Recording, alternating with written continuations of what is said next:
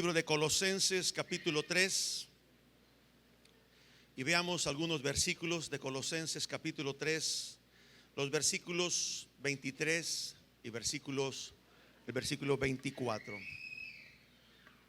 Hemos estado compartiendo, bueno, al menos cuando me ha tocado a mí compartir y ministrar la palabra acerca de dar fruto, dar mucho fruto y que el fruto debe permanecer. Y de los días que hemos compartido, miércoles y algunos domingos, vimos que hay tres cosas que tienen que establecerse de manera oportuna en nuestra vida para que podamos dar fruto en todo lo que hacemos y en todo lo que hagamos. Lo primero que tiene que establecerse en la vida del creyente es el reino de Dios. Podremos tener salvación al haber recibido a Cristo como Señor y Salvador. Podemos gozarnos de que nuestros pecados fueron perdonados, gozarnos de que hay una promesa de una vida eterna, gozarnos de las cosas nuevas que Dios tiene para nosotros. Pero si no se establece reino en nuestra vida, entonces no habrá cambios en nosotros. El reino, cuando se establece en la vida del creyente, el reino viene con trono, porque todo reino tiene rey y todo rey tiene un trono. Un trono donde sentarse, un trono donde dictamina las leyes, los decretos, pero sobre todo un trono donde el rey merece ser adorado. En la vida del creyente tiene que establecerse el reino de Dios, tiene que establecerse el trono de Dios. Y cuando viene el reino de Dios, se establece el trono de Dios, entonces con ello viene implícita la voluntad de Dios. Tres cosas en la vida del creyente que tienen que establecerse fuertemente. Si no se establecen, la vida del creyente será una vida llena de emociones, una vida llena de sentimientos. Se moverá por sentimientos, se moverá por emociones. Hoy está bien, mañana no. Hoy quiere servir, mañana ya está cansado. Hoy ama, mañana deja de amar.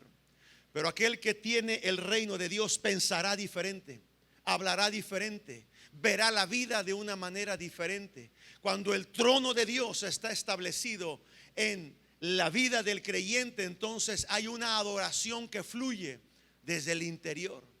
Y cuando hay reino y hay trono, entonces quien gobierna nuestra vida y la vida del creyente es la voluntad de Dios.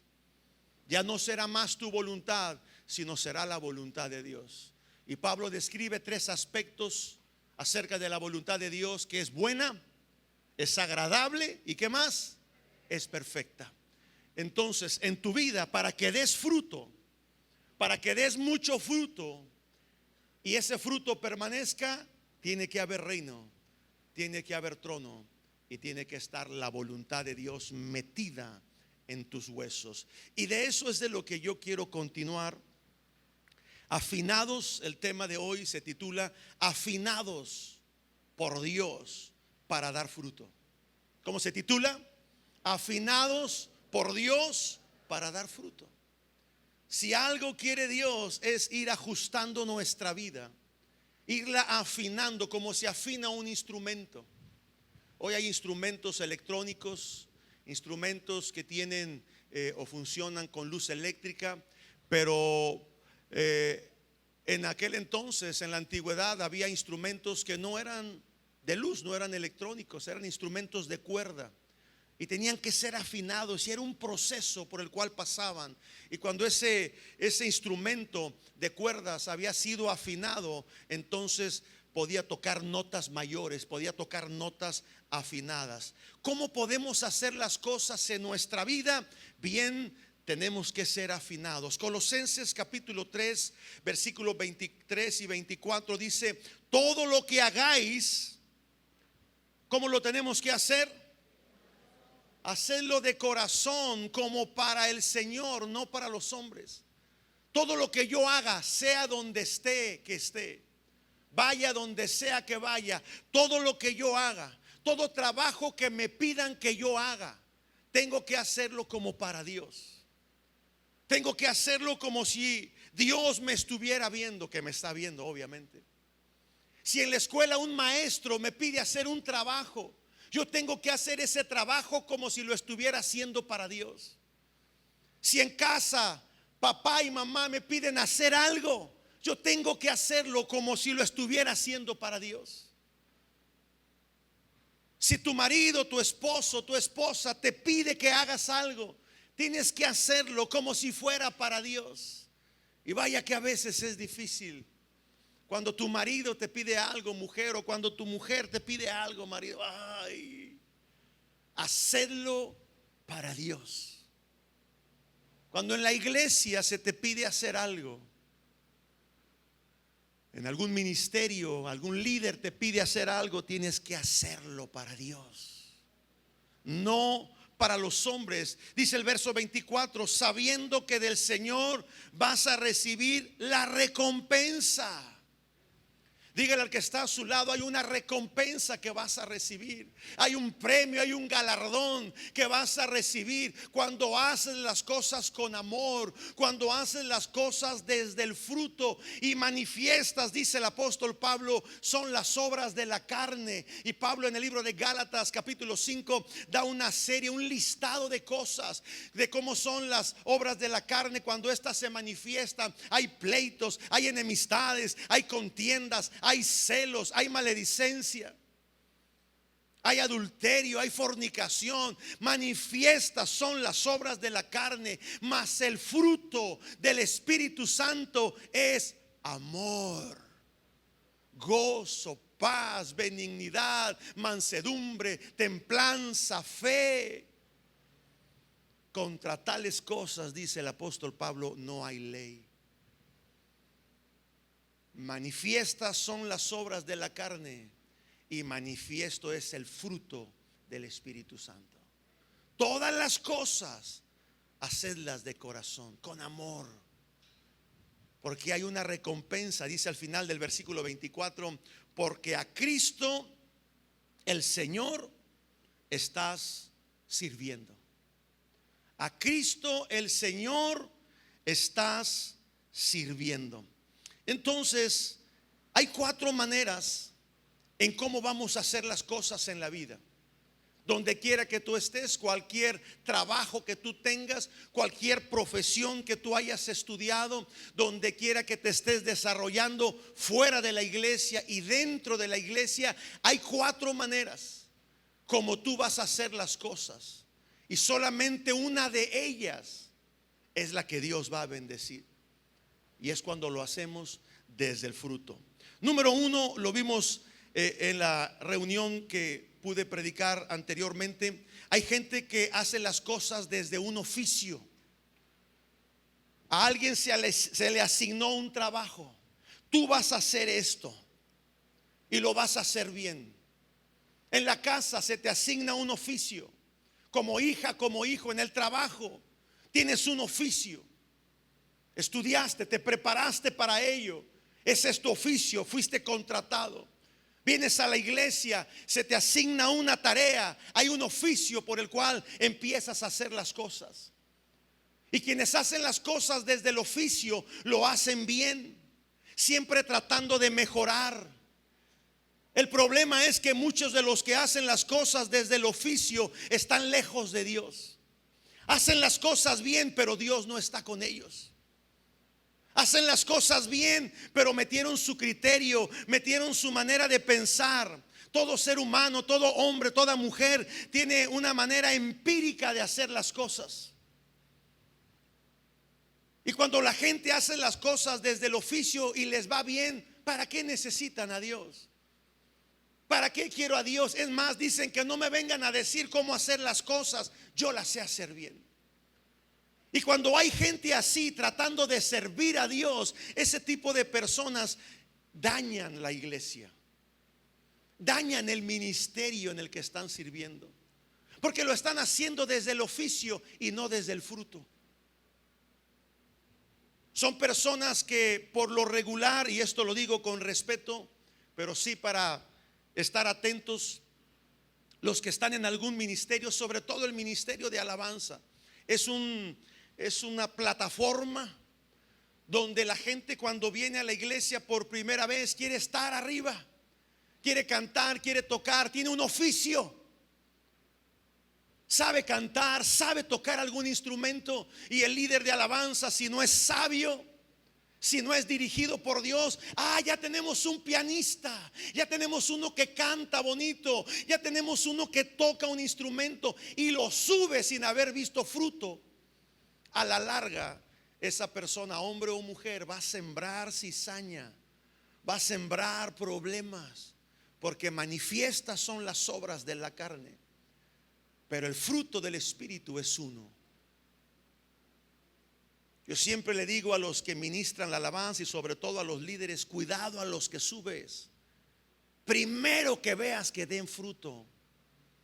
Podrán cantar muy bonito, podrán tocar muy bonito, pero si no hay fruto, de nada sirve lo que hagan. Hacer las cosas del oficio, la gente pensará que si tuviera mayor recurso, que si tuviera más dinero, mejores resultados tendrían.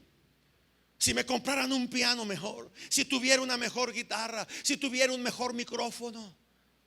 En la casa, los hijos, cuando hacen las cosas desde el oficio: papá, mamá, si tú me dieras esto, yo haría las cosas mejores. En el trabajo, la gente no puede dar fruto cuando hace las cosas desde el oficio, porque siempre está esperando recursos, siempre está esperando que le paguen más, y no tienen a Dios con ellos.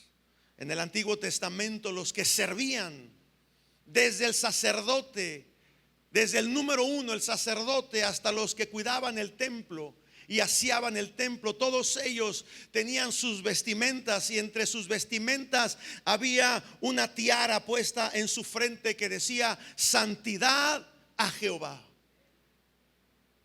No decía canta bonito, toca bonito un instrumento, no decía sabe hacer las cosas bien, no, había un fruto,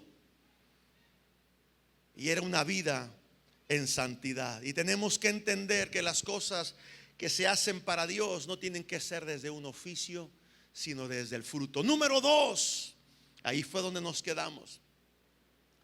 Hay quienes hacen lo que hacen desde el don. Hay un talento, hay una habilidad que hay en ellos y hacen las cosas.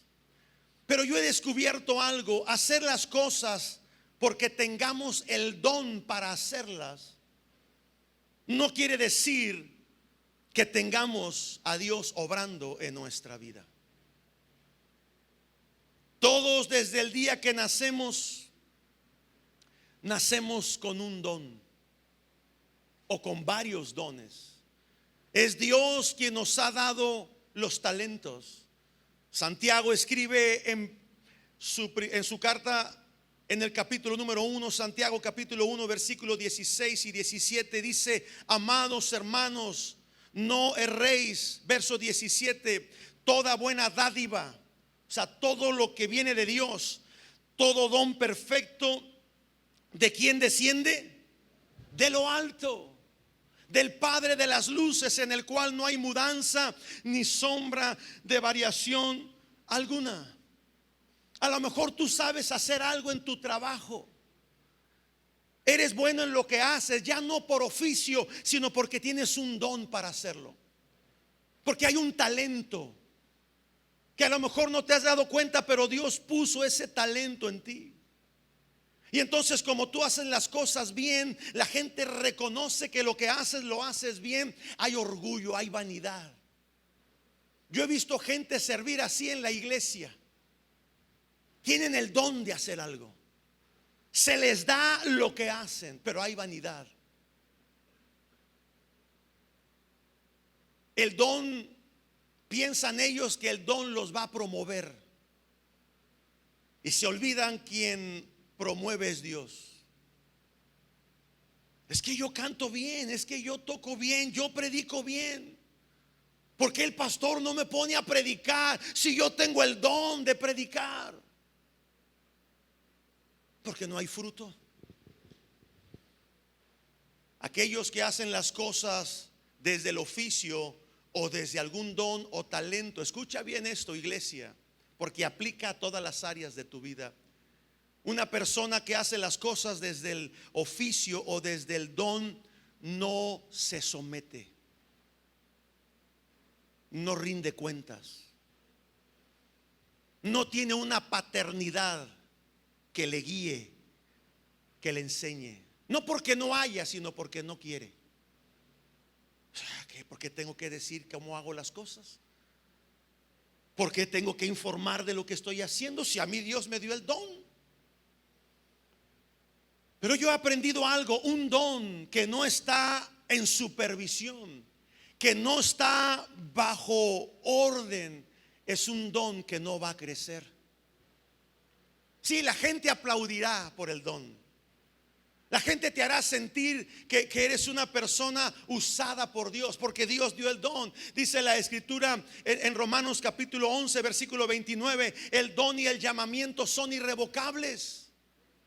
Dios dio el don, Dios dio un llamamiento, Dios te dio una asignación para hacer las cosas, pero cuando no están sometidas a autoridad, cuando no están bajo supervisión, cuando no hay una paternidad que esté ahí cuidando lo que estás haciendo, no habrá crecimiento. Habrá aplausos, habrá reconocimiento, pero no habrá fruto. ¿Está conmigo? Está muy serio. Dígale al que está a su lado, si te está hablando a ti esta palabra, sonríe. Dios ha puesto sus ojos en ti. Dios es el dador de dones. En el Antiguo Testamento vemos cuando Dios le habla a Moisés y le dice, levántame un tabernáculo. Moisés no sabía cómo, pero Dios le dio habilidades a Moisés. Y le dice, no te preocupes, voy a levantar gente dentro del campamento, que les voy a dar dones para edificar, dones para construir, les voy a dar dones para diseñar. Y ahí andaban los hombres trabajando. Cuando Dios levanta a Salomón y le dice, tú vas a edificarme casa. Y le dice Dios, no te preocupes, yo voy a levantar dentro de esta casa, voy a levantar hombres con talentos, con dones para hacer las cosas, artesanos que hagan las cosas con sus manos. Los dones vienen de Dios y tienen que estar puestos bajo la supervisión para que estos dones puedan dar fruto, mucho fruto, y el fruto permanezca. El problema cuando los dones no son puestos bajo autoridad, el don se viste de misericordia. Oye, te felicito, haces las cosas muy bien. Gracias, pues es Dios. Es Dios quien me dio esa habilidad. Se viste de misericordia, pero sabe, ese don, si no está puesto bajo autoridad, va a manipular la vida de las personas. Va a querer controlar la vida de las personas. Y el problema es que quienes hacen las cosas desde el don van a encubrir sus faltas, van a encubrir sus pecados o lo malo que hay en su vida, lo van a querer tapar con el don, pero no con el fruto. Quien tiene el don y no está sometido al Señor, serán personas que lastimarán, que con el tiempo van a dañar. Porque un don que no es sometido será un don que no madura. Dígale al que está a su lado, un don que no es sometido será un don que no va a madurar, no va a crecer, no se va a ensanchar. Será un don que va a vivir estancado y que con el tiempo se va a corromper hasta que se pudre. Mire, le voy a decir esto con tristeza en mi corazón, pero ya tiene sus años que pasó. Yo he visto gente de esta iglesia sirviendo a Dios como líder desde su don, mas no desde su fruto, que al día de hoy han fracasado. Ya no están en esta casa. Usted ha de conocer algunos.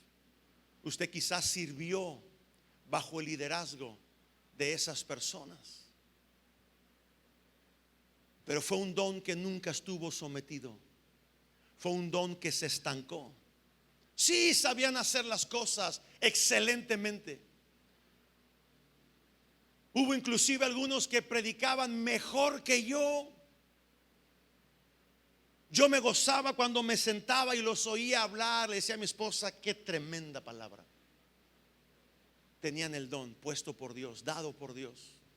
Tenían la habilidad dada por Dios, pero nunca sometida, nunca bajo supervisión. Quienes se desarrollan en el don tienden a no oír a Dios.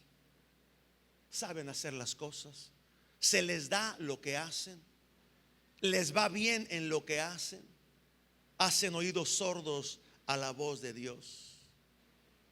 Su vida espiritual se va con el tiempo perdiendo y secando. Entonces está quienes hacen las cosas desde el oficio, quienes hacen las cosas desde el don. Número 3, quienes hacen las cosas desde la unción. Esta se ve cuando se desarrolla muy bien. Quienes hacen las cosas desde la unción.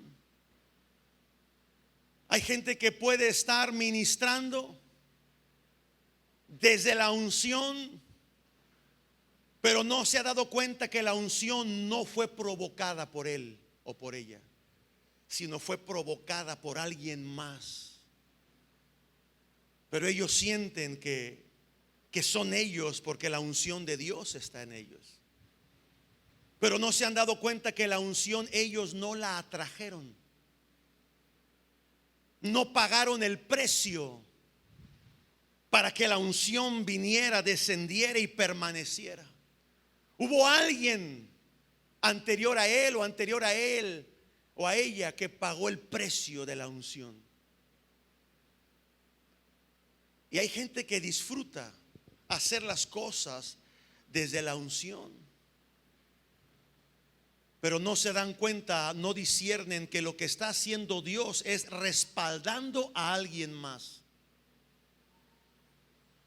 respaldando a alguien que sí pagó el precio.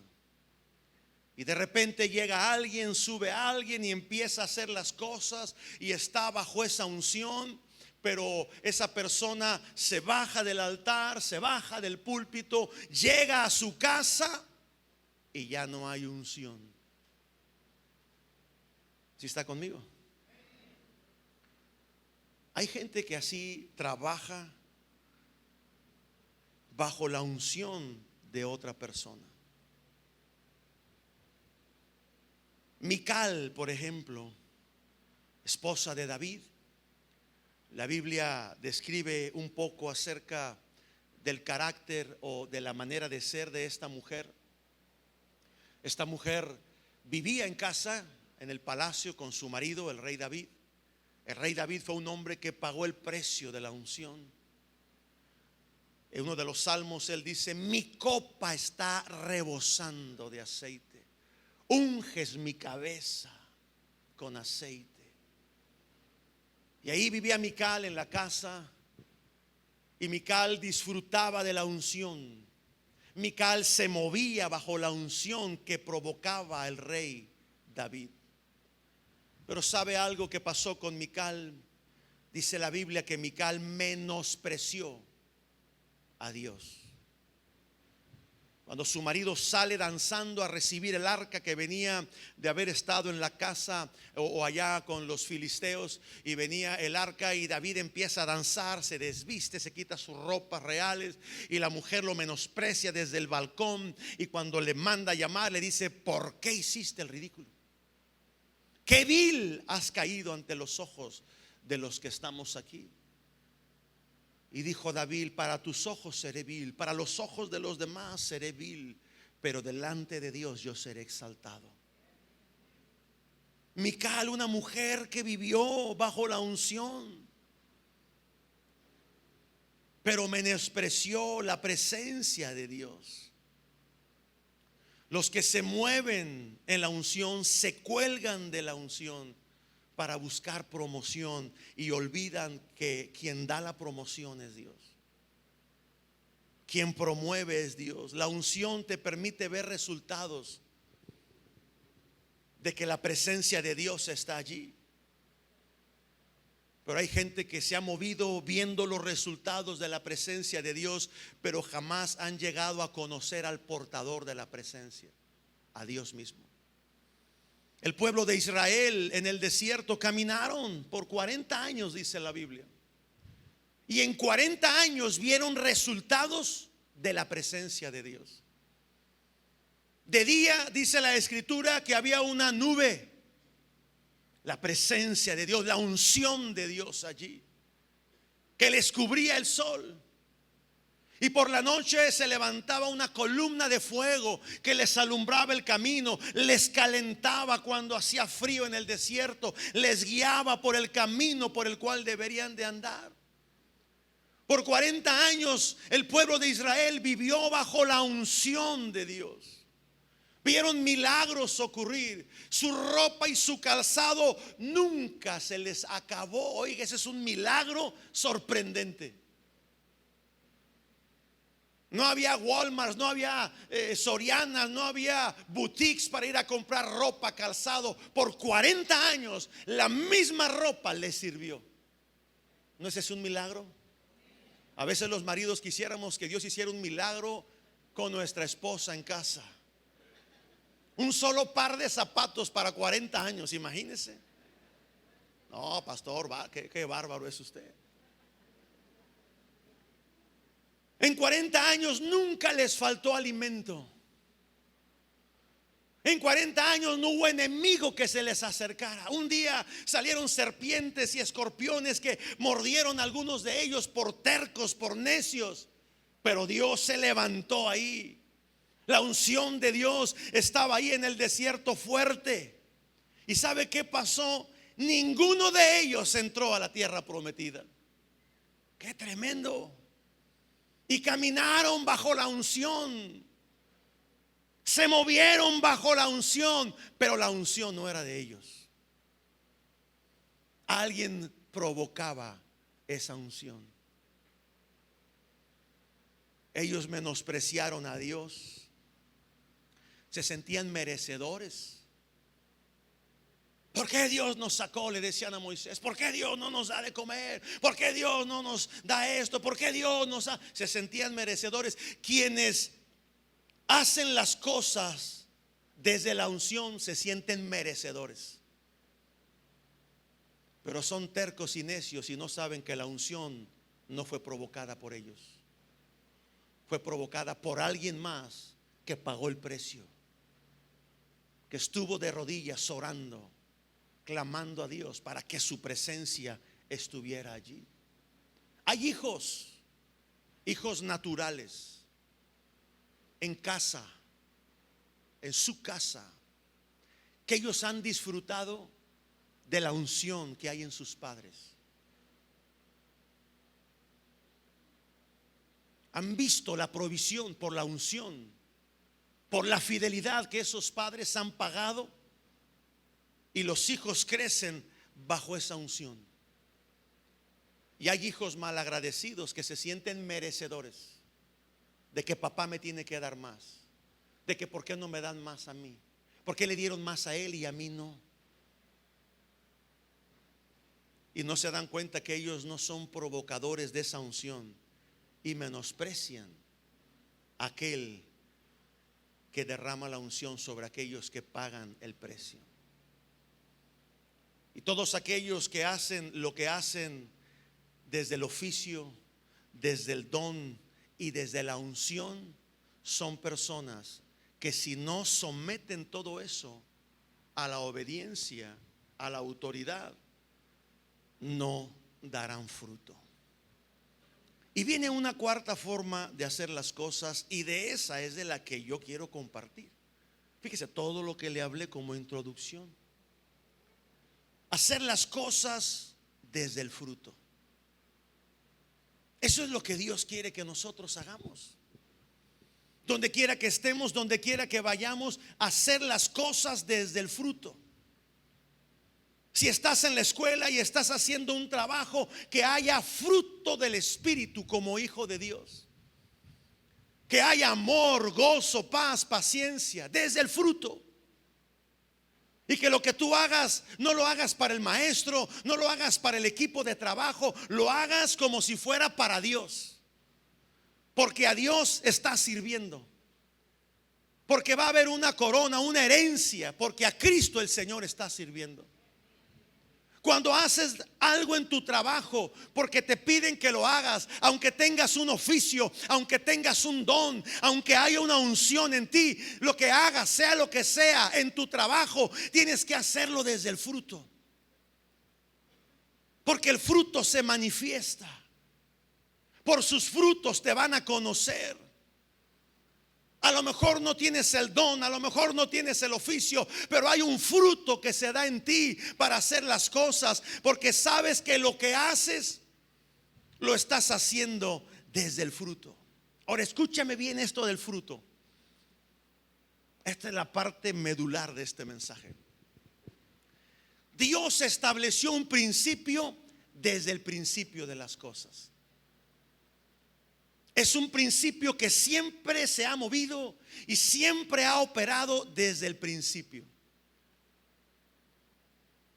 Cuando Dios forma a Adán y después de él a Eva, todo lo que Dios le asignó a Adán y a Eva hacer, se los asignó para que lo hicieran desde el fruto. Si usted ha leído la escritura en el libro de Génesis, el día de la creación, el día en que Dios formó y creó a Adán y a Eva, lo primero que hizo Dios al bendecirlos, les dijo: vayan, multiplíquense, fructifiquen, den fruto, sojuzgad la tierra, llenen la tierra. Y Dios les dio autoridad. Dios va a dar autoridad a aquellos que hagan las cosas desde el fruto. La bendición de Dios va a estar allí cuando hagas las cosas desde el fruto. Va a haber multiplicación, va a haber fruto en lo que haces, porque estás haciendo las cosas desde el fruto. Por eso dice el Evangelio de Juan, Jesús hablando de cómo seremos conocidos, de cómo es glorificado el Padre, en que vayamos y llevéis mucho fruto y el fruto permanezca. En esto conoceréis si sois mis discípulos, en que vayáis y llevéis mucho fruto y el fruto permanezca. Si alguna cosa pidieren a mi Padre, Él os la dará. Pero primero dice, antes que eso, den fruto, para que todo lo que pidan al Padre en mi nombre, Él os lo dé. En esto será glorificado mi Padre, no en que cantes bonito, no en que toques un instrumento bonito, no en que prediques bonito, no en que des una consejería bonita. No, Dios no se glorifica en eso. Dios se glorifica ¿en qué? Llevemos fruto. Porque el fruto es un principio que viene desde el principio, desde el día de la creación. El oficio, el don, la unción, escucha bien, es un proceso. Diga conmigo: proceso, por el cual todos vamos a pasar hasta llegar a dar fruto. Hasta que lleguemos a dar fruto. Pero es un proceso que no todos amamos. Porque en ese proceso donde se nos da un oficio, donde hacemos las cosas por oficio, o donde desarrollamos un don o un talento que Dios nos da, estamos siendo afinados, estamos siendo ajustados, estamos siendo estirados como se afina un instrumento de cuerda. Dios nos está estirando para que lleguemos al punto donde demos fruto. Y muchos en ese proceso de estiramiento, en ese proceso de afinamiento, muchos se quiebran, muchos se rompen, muchos se quedan en el oficio, otros avanzaron, se quedaron en el don o en el talento, otros más avanzaron y se quedaron en la unción, pero no dieron un paso más, no se esforzaron un paso más para llegar al punto donde Dios ve que daremos fruto. El fruto lo llevas a donde quiera que vayas. Si estás en tu casa y vas al trabajo y en tu casa haces las cosas desde el fruto, cuando regreses a tu casa va a haber fruto. Si en tu casa lo que hiciste con tus hijos, con tus papás, con tu esposa, tu esposo, lo hiciste desde el fruto, cuando vayas al trabajo llevarás fruto. Cuando vengas a la iglesia darás fruto. Y lo que sea que hagas en la iglesia, lo harás desde el fruto. Si ministras la palabra, lo harás desde el fruto. Si tocas un instrumento, si cantas con notas musicales hermosas, lo harás desde el fruto. Y dice la escritura que aún después de haber muerto, ese fruto va a continuar. Dice Apocalipsis capítulo 14 versículo 13: oí una gran voz desde el cielo que me decía: escribe, bienaventurado de aquí en adelante los muertos que mueren en el Señor. Sí, dice el Espíritu, descansarán de sus trabajos, porque sus obras con ellos seguirán. El fruto es lo que tú vas a dejar. Cuando papá y mamá partan a la presencia del Señor, primero mamá o primero papá, como sea, lo que van a dejar en la vida de sus hijos es el fruto de lo que sus padres hicieron. Y ellos pueden continuar y retomar de ese fruto para seguir avanzando en la vida. ¿Cómo hacía mi padre las cosas?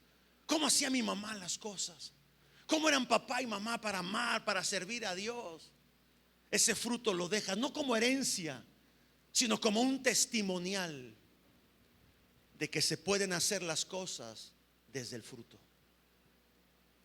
Ahora entiendo, y como decíamos antes, ahora me cae el 20. Porque dice la escritura que por sus frutos seremos conocidos. Si tú aceptas a alguien sin primero haber visto el fruto, vas a tener dolores de cabeza. Y esto va para las señoritas que pretenden casarse y para los jóvenes que aún no se casan pero se quieren casar. Ve el fruto de tu novia. Ve el fruto de tu novio. Si hay fruto, bien va, aunque esté feo, aunque tenga dientes de chimuelo y de Windows 2019, pero tiene fruto, bien vale la pena. Oye, pero si lo ves bien guapo, bien hermosa, con un cuerpo muy bien vestido, que habla bonito, que trae reloj, que trae un carro último modelo, pero no hay fruto, va a haber dolores de cabeza, va a haber llanto, va a haber tristeza. Es que él no era así, pastor. No, es que tú viste otra cosa.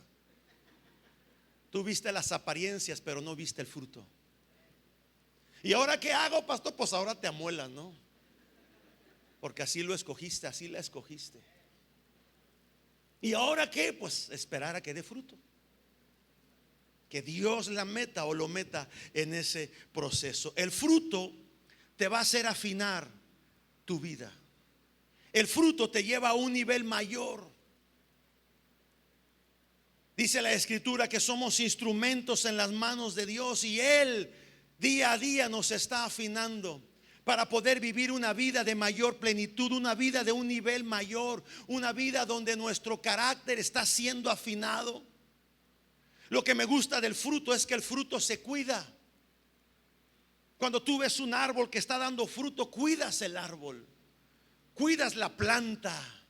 ¿Por qué? Porque ya está dando fruto, porque ya dio fruto. El fruto que dio el año pasado este árbol fue un fruto suculento, dio mucho fruto. Mientras está la temporada de regarlo, de cultivarlo, lo estás cuidando. Porque si el año pasado dio fruto, mucho fruto, este año va a dar más fruto y ese fruto va a permanecer. El fruto, quienes dan fruto, cuidan ese fruto. Es un fruto que se deja pastorear. Es un fruto que se deja llevar, que se deja enseñar. Es un fruto que sabe estar bajo paternidad y rendición de cuentas. Es un fruto que Dios va a aceptar cada vez que tú vengas a su presencia. Hay una vida o una historia en la vida de un hombre que quisiera resaltar, y con esto voy enfilándome hacia el final del mensaje, pero la vida habla de un hombre llamado Obed Edom. ¿Ha oído hablar de Obed Edom? Un día estaba en el gimnasio, estaba ahí un hombre haciendo ejercicio Y me gustó la manera en cómo hacía el ejercicio. Y oye, ¿quién te enseñó la rutina? Y pum, y a lo que fui le preguntó, oye, ¿cómo te llamas? Obed-edom. Chihuahua. Nunca me imaginé que alguien llevara ese nombre. Y le dije, ¿sabes el significado de ese nombre en la Biblia? Lo que hizo Dios con ese hombre. Y sí conocía la historia. Ya no le volví a ver a ese muchacho. Pero Obed-edom fue un varón que ministró la presencia de Dios en su casa. Ahora, si usted sabe la historia, y le voy a pedir allá a los de multimedia que se pongan listos, porque vamos a ver algunos versículos rápidamente. Pero dice la Biblia que el arca estuvo en la casa de Obed-edom 3 meses. ¿Sí ha leído esa escritura? Primera de Crónicas, capítulo 15, creo. Y ahí estuvo el arca de Dios en la casa de Obed-edom.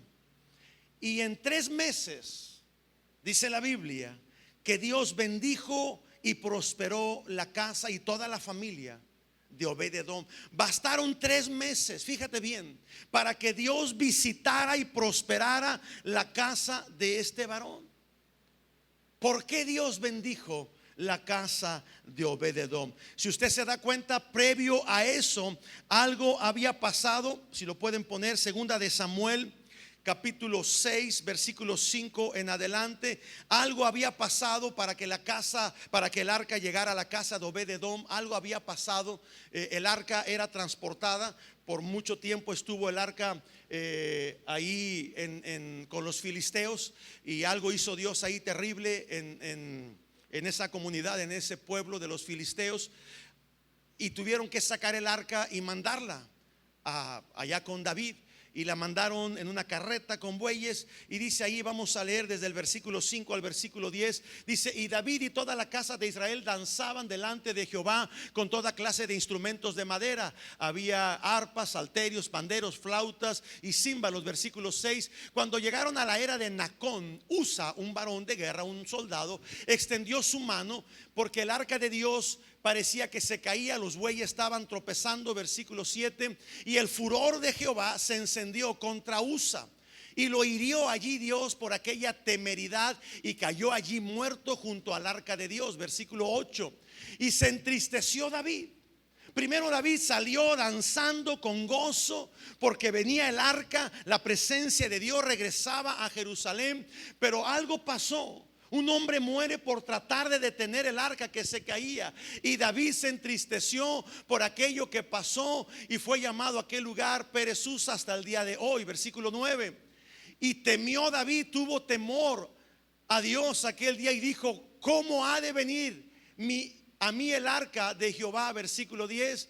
De modo que David no la quiso traer para sí, el arca de Jehová, en la ciudad de David, y la hizo llevar David a casa de Obed-edom.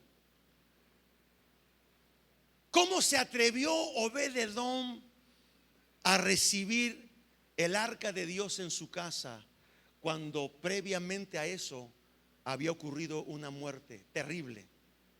Todo ojo lo vio. Para que el rey David haya tenido temor, miedo, tristeza, y dijo: no, ¿cómo la voy a traer? Me va a consumir también a mí.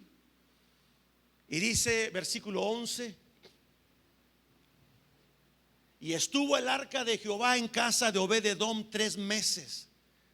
Punto y coma.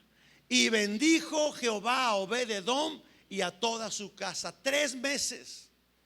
A un hombre le costó la muerte, pero a otro hombre Dios lo bendijo por 3 meses. ¿Por qué? ¿Por qué a uno le causa muerte y a otro le causa prosperidad? La misma presencia de Dios. Yo creo que nadie quiso cuidar el arca. Son suposiciones mías.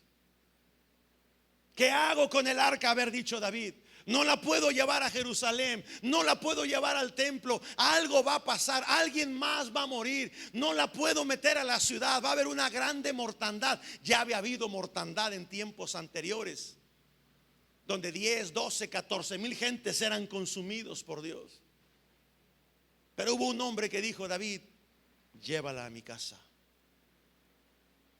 ahí que repose la presencia de Dios. Y yo quiero resaltar algunas cosas importantes que hubo en este hombre llamado Obed Edom.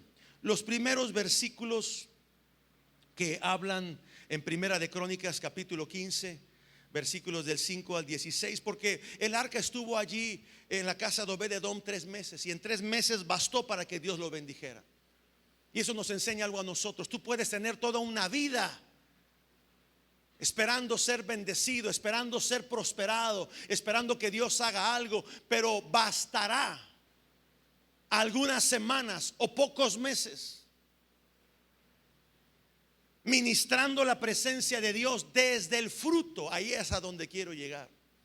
Desde el fruto, no desde el oficio, no desde el don, no desde la unción, sino desde el fruto, para que Dios te pueda bendecir. Una vez que le fue dado aviso diciéndole, ¿sabes qué? Dios bendijo a Obed Edom, no lo mató como a Usa.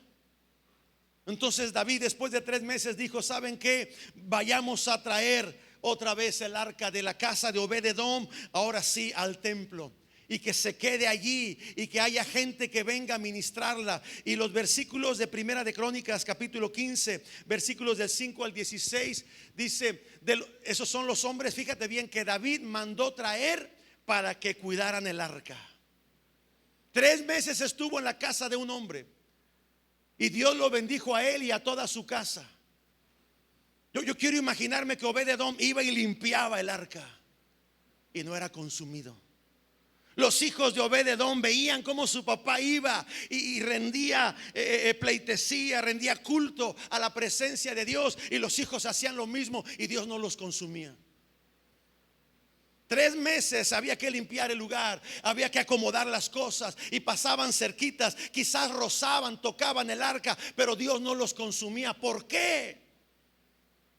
Porque en esa familia había fruto, porque habían sido preparados, sobre todo Obed Edom. Mire, los que llegaron a cuidar el arca cuando llegó a la ciudad, de los hijos de Coat, Uriel, el principal. Hablan de puros números unos. Digo conmigo, número 1. Hablan de puros números unos. Uriel, el principal, sus hermanos eran 120, versículo 6. De los hijos de Merari, Isaías, el principal, otra vez número 1. Y todos estos fueron los que venían trayendo el arca.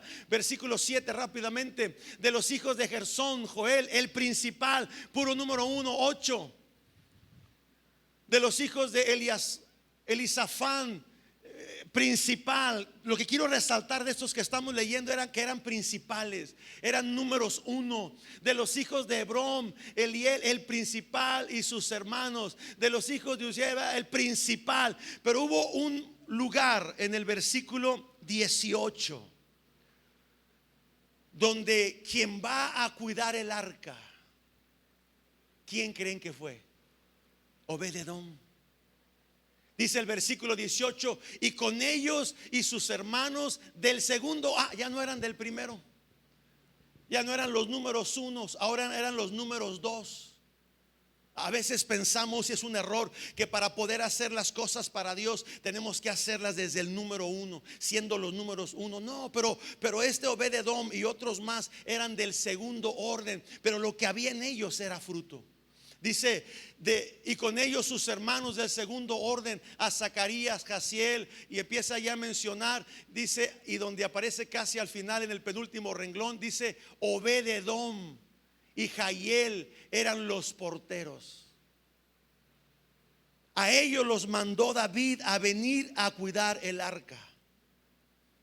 Unos estaban ahí parados viéndola pasar, pero los que cuidaron el arca, los que cuidaron la presencia de Dios, los que estaban ahí en el templo, los que mantenían la casa limpia, eran del segundo orden. Eran de un nivel más abajo, pero eran de los que daban fruto. Fueron personas que fueron afinadas para poder estar allí en la presencia de Dios. Obed Edom y los que mencionan ahí fueron preparados, pasaron por un proceso desde haber hecho las cosas desde el oficio, después por el don y la habilidad, después bajo la unción. Pero llegó el día en que ya estaban afinados por Dios, ya estaban dando fruto. Por eso no fueron consumidos. Por eso Obed-Edom en su casa fue bendecido, porque él pudo pasar el proceso, diga conmigo, proceso de afinamiento por parte de Dios. Primera de Crónicas capítulo 15, versículo 15 al 24. Primer libro de Crónicas capítulo 15, versículo 15 en adelante, dice: y los hijos de los levitas trajeron el arca de Dios puesta sobre sus hombros en las barras, como Dios lo había mandado que fuera. Versículo 16. Asimismo David y a los principales de los levitas designaron a sus hermanos cantores con instrumentos de música, con salterios y arpas. Ya estaba el arca ahí adentro del templo, con címbalos resonantes y que alzasen la voz con alegría. Versículo 17. Y los levitas designaron a Amán, hijo de Joel, y de sus hermanos a Asaf, hijo de Berequías, y de los hijos de Merari, y de sus hermanos a Etán, hijo de ¿quién? De Cusías. Bueno, es que de aquí me tapa la cortina, me vengo para acá. Y dice versículo 18: y con ellos a sus hermanos del segundo, vuelve a hacer hincapié, del segundo orden, venía Zacarías, Jaziel, Semiramot, Jael, Uní, Eliab, y empieza a mencionar todos esos nombres raros, pero ahí aparece uno: Obed-Edom y Jailel los porteros. Verso 19. Así Amán, Asaf, Etán, que eran cantores, sonaban címbalos de bronce. Versículo 20. Y Zacarías y Asiel y todos ellos, dice, venían con salterios. Versículo 21. Y todos esos, Matanías, dice, tenían afinadas sus arpas en la octava para dirigir. Si tú sabes de música, yo no sé de música. No sé de música, pero un día quise comprar un teclado. Bueno, hemos comprado varios para la iglesia. Y cuando íbamos al lugar donde vendían los teclados, le decía, queremos un teclado. Me decían, ¿de cuántas octavas? No sé, uno que se oiga bonito, uno que tenga varios instrumentos, uno que tenga violines. Sí, pero ¿de cuántas octavas? No, pues es que no sé qué es eso. Entonces el vendedor me lleva a donde están los teclados. Había unos más grandes, otros más cortitos. Me dice, mire, los teclados se miden por octavas. Do, re, mi, fa, sol, la, si, da, y otra vez do, re, mi, es una octava. Y por ejemplo, me decía, esta es de tantas octavas. Por ejemplo, aquí tenemos un teclado que es de 1, 2, 3, 4, 5 octavas. Ya le sé, nada más con ver. Y le dije, no, pues uno que sea un poquito más grande. Y así fue como empezamos a comprar algunos instrumentos. No creo que los instrumentos los iba a comprar de la iglesia, al menos un músico siempre los ha comprado el pastor, al menos los que están aquí de planta. Los que son de cada uno, bueno, cada uno los compra. Pero así es como hemos ido aprendiendo un poco, no mucho, pero algo. Y dice ahí que Obed-Edom y todos estos hombres fueron afinados a la octava. Y a mí me llamó la atención cómo se afina a la octava. Para afinar a la octava hay que pasar por un proceso de varias letras o de varias teclas musicales. Todos los que estamos aquí, todos podemos cantar. Cuando cantamos y adoramos a Dios, va a aprender algo de música hoy, pero para que entienda el proceso por el cual tuvo que pasar Obed-Edom, para que entienda el proceso por el cual Obed-Edom fue bendecido por 3 meses en su casa, para que entienda por qué Obed-Edom daba fruto y no fue consumido cuando ministraba la presencia de Dios. Todos los que son afinados a la octava representa un sacrificio, representa un desgarre en sus cuerdas vocales, representa en su estómago el esforzarse para que pueda subir a una octava mayor. Conforme va avanzando el teclado de una octava a otra, el sonido se va haciendo más agudo. Todos los que estamos aquí en la iglesia, cuando adoramos a Dios, podemos entonar cantos de adoración sin esforzarnos la garganta cuando la octava es una octava abajo.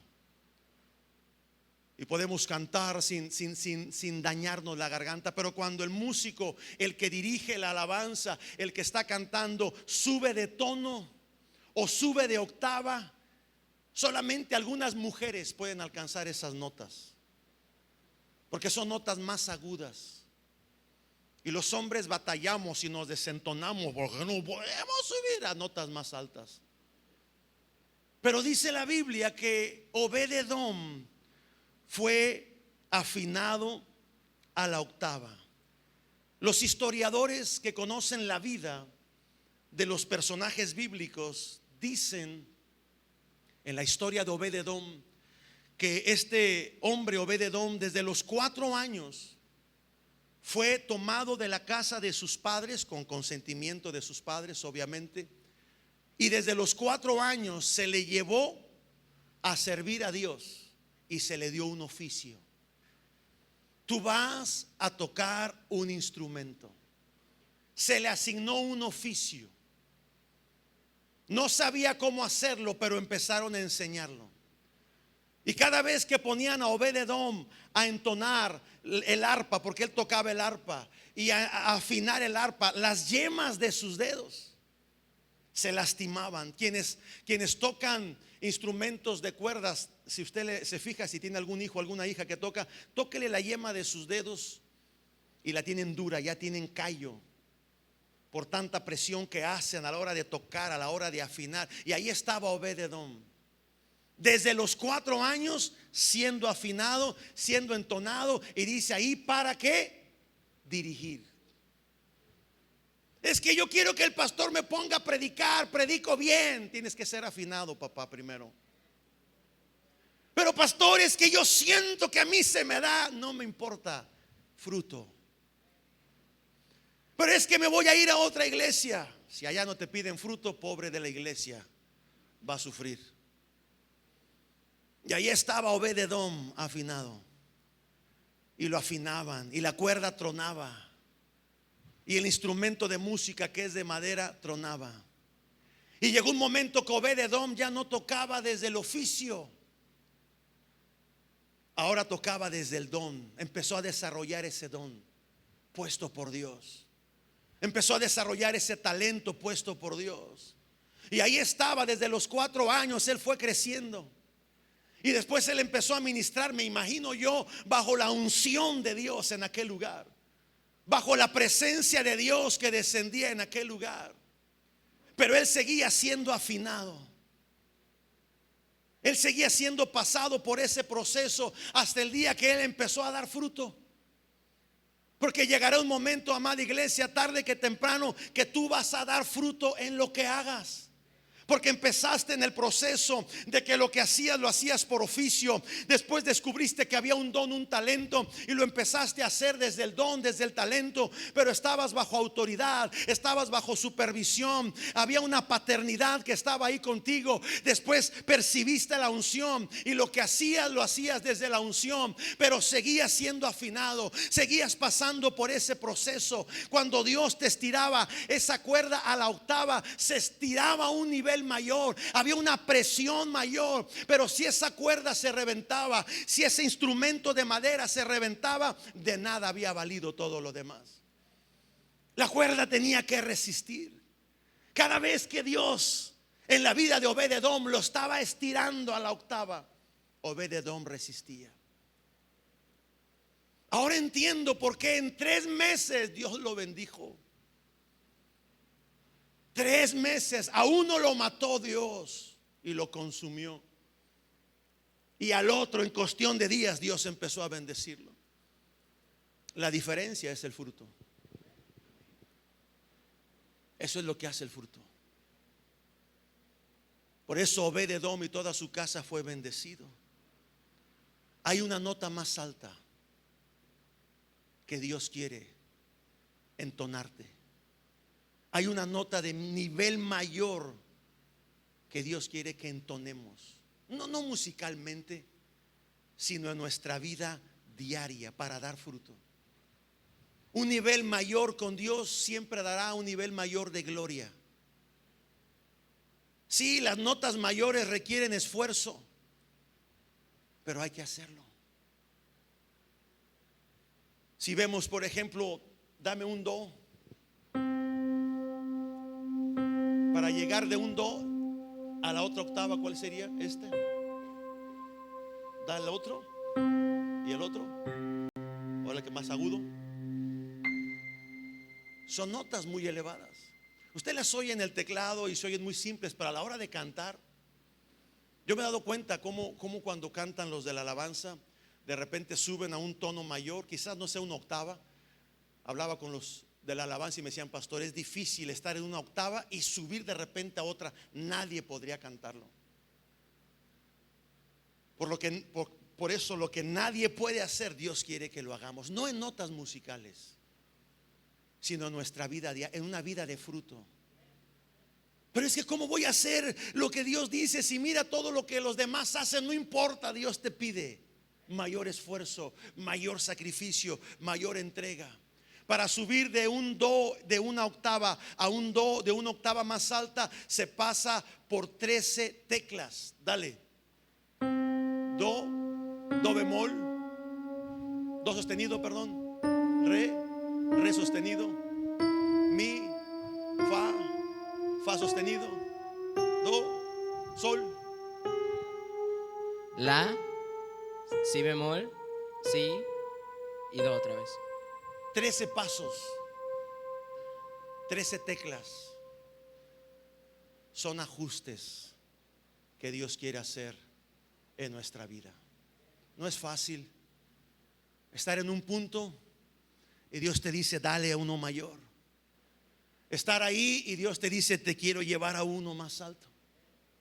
Y estás ahí y tú ves cómo los demás están ahí y Dios dice: vamos, y te afina. Y te va afinando, y te va afinando, y te va afinando hasta que llevas a una octava más alta. Y ahí estarás dando fruto. Estarás afinado a lo que Dios te quiere hacer. Yo te pido, amada iglesia, no truenes en el proceso. Dígale al que está a su lado: no truenes en el proceso. No truenes. Deja que Dios te afine. No te rompas en la afinación. Son 13 pasos. Alguien dijo que el número 13 en la Biblia representa el número del maestro, el número del que te enseña, el número del que te corrige, el que te muestra si estás mal, te lo dice. Porque así es el maestro: te corrige, te disciplina. Que está mal, que no te gusta que te digan, no importa, yo tengo que ser corregido para llegar a un nivel mayor, a una afinación mayor de parte de Dios. Y ahí es donde Dios quiere llevarnos, afinarnos en estos tiempos. Dígale conmigo: Dios, afíname. Póngase de pie. Dígale: Dios, afíname. Afíname para estos tiempos. Que como Obed-Edom pueda dar fruto, pueda dar mucho fruto, pueda estar en ese proceso, Señor, de que ese fruto va a permanecer. Que cada día de mi vida que tú me afines, Señor, yo resista el proceso de afinación. Que yo pueda ser como ese instrumento en tus manos, que es afinado, que es corregido. Hay instrumentos, Señor, que de un día a otro se desafinan, y que cada vez que van a ser usados para ministrar, cada vez que van a ser usados para dirigir, esos instrumentos tienen que ser afinados a una nota principal. Tú eres la nota principal de nuestra vida, Señor. Al tono que tú toques, al tono que tú cantes, al tono que tú nos quieras dirigir, Señor, a ese tono andaremos. Pero tenemos que ser afinados. Tenemos que pasar por ese proceso de afinamiento. Aprender de Obed-Edom, como desde su infancia fue preparado para ti, Señor. Fue pasado por ese proceso, por esos pasos, haciendo las cosas desde el oficio, haciendo las cosas desde el don, descubrió que había una habilidad dada por ti. Ya no lo hacía desde una asignación, ya no lo hacía desde un oficio, ahora lo hacía desde el don, ahora lo hacía desde una habilidad que tú habías puesto. Después, con el paso del tiempo, Señor, Él empezó a ministrar y Él empezó a servir bajo la unción, la presencia tuya en ese lugar. No era promovida por Él, no era atraída por Él, era porque ahí estaba tu presencia, Señor. Hasta el día que Él empezó a dar fruto, Señor. Por eso, cuando tu presencia fue llevada a su casa, no fue consumido ni él ni los de su familia, porque en este hombre Obed-edom ya había fruto. Había toda una vida de dar fruto, mucho fruto. Y el fruto permaneció ahí, Señor. 3 meses bastó para que tú bendijeras esa casa. Y cuando el arca regresa a la ciudad de Jerusalén para ser puesta en el lugar santísimo, mandaron llamar a todos los principales, a todos los número 1, y estaban puestos en fila, y por en medio pasaba tu presencia, Señor. Pero cuando llegó a ese santuario, a los que fueron asignados para ministrar, para dirigir, ya no eran los número 1. Esos se quedaron afuera, solamente viendo pasar tu presencia. Los que estaban dentro del santuario eran los de segundo orden, y entre ellos estaba Obed-edom, afinado a la octava para dirigir. Levántale tus manos, dile: Señor, afíname, afíname. Me va a doler, pero afíname, Señor. Va a haber un esfuerzo mayor, pero afíname, Señor. Sentiré que la cuerda se va a reventar en mi garganta. Sentiré en mi estómago, Señor, ese esfuerzo que se hace, ese vacío que se hace para entonar una octava mayor, una nota más alta, pero valdrá el esfuerzo, porque estaré entonado a tu tono, Señor. Estaré afinado por ti para las cosas grandes y maravillosas que tú quieras hacer en mi vida y a través de mi vida. En el nombre de Jesús, a ti damos honra y a ti damos gloria por esta palabra. Glorifícate, Señor, en la vida de tus hijos, y que seamos llevados, Señor, a octavas más altas, siendo afinados por ti, en Cristo Jesús. Amén. Amén. A Él sea la gloria por los siglos de los siglos. Amén. Y vamos a cantarle al Señor y vamos a adorarle a Él, y vamos a hacerlo desde nuestro corazón. ¿Qué le parece? ¿Quiere adorar al Señor? Vamos a adorarle a Él. Cierra sus ojos.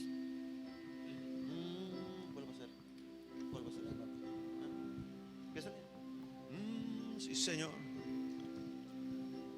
Después de haber recibido tu palabra, Señor, te adoramos, te exaltamos a ti.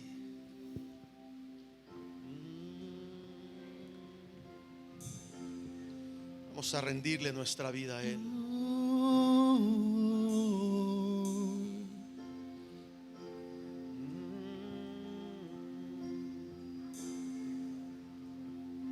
Con cada nota Vamos a cantarle en esa octava.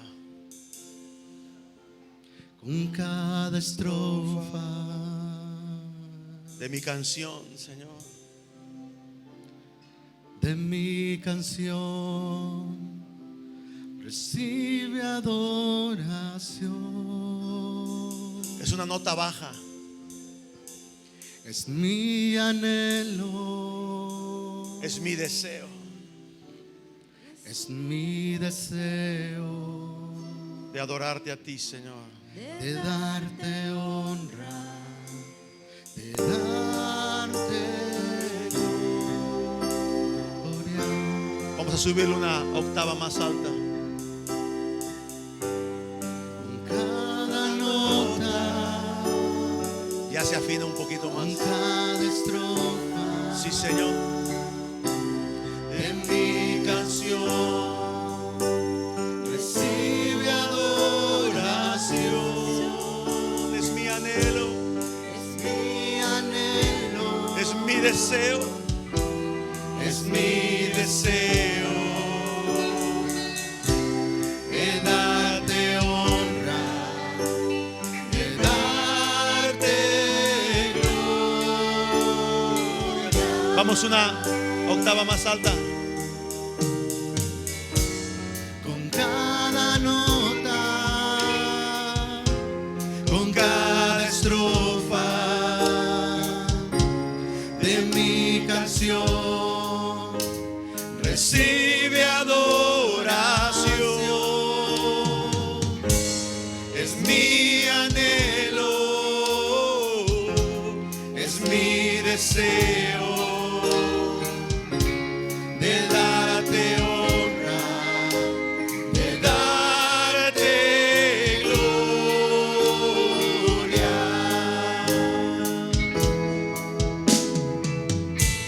Con cada nota, con cada estrofa Que se esfuerce. de mi canción, Que tus cuerdas vocales recibe hagan el esfuerzo. adoración. Oh, desde tu interior. Es mi anhelo, Es mi deseo. es mi deseo de darte honra, de darte gloria. Con cada nota, con cada estrofa de mi canción, recibe adoración.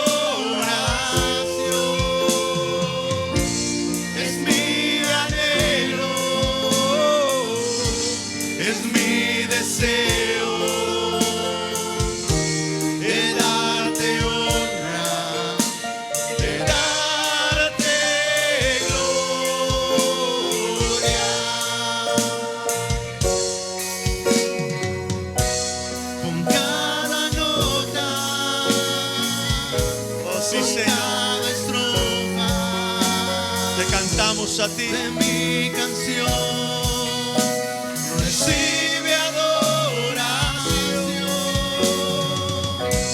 Es mi anhelo y es mi deseo de darte honra, de darte gloria. Sí, Señor.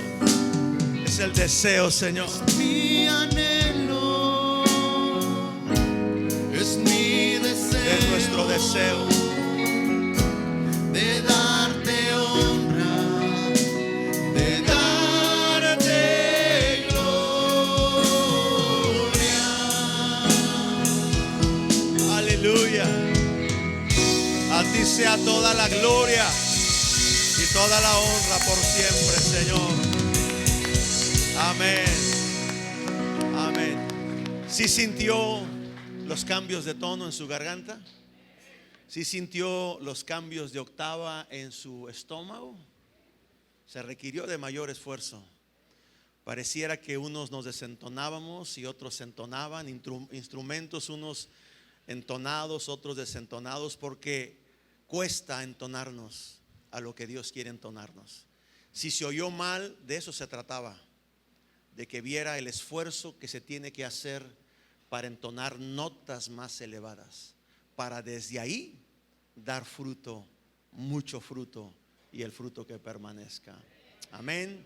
Líderes, no me ponga nadie a servir si primero no hay fruto. Líder de alabanza, Orlando, César Montalvo, no me ponga a nadie en la alabanza si primero no hay fruto, porque queremos desde el fruto adorar y honrar a nuestro Señor. Amén. Quedamos despedidos. Que tenga una excelente tarde y que Dios les bendiga.